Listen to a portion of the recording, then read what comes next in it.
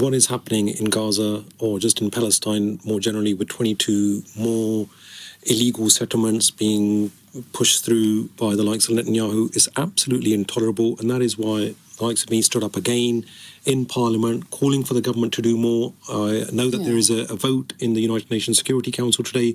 I hope that our government will be pushing for an immediate ceasefire, the release of hostages, a surge of aid. What Israel is doing, as I said in the House, it almost seems that they're weaponizing starvation, and that cannot be allowed to happen. Aid must go in unobstructed, and we, as Lisa said, we need that two-state solution.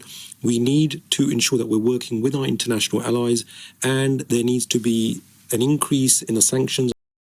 It just seems to many of my Slough constituents, to me, to others, that people are just getting angry, they're getting frustrated because Netanyahu's not listening, and neither are Hamas. This whole situation is absolutely devastating, with tens of thousands of innocent children dying, and Israel just continuing with its bombardment, including of hospitals, of schools, and they've been forcibly displacing Palestinians. Do you think the British government should recognise the Palestinian state now? I know that there is a conference happening on this very issue, which is being led by the French and the Saudis.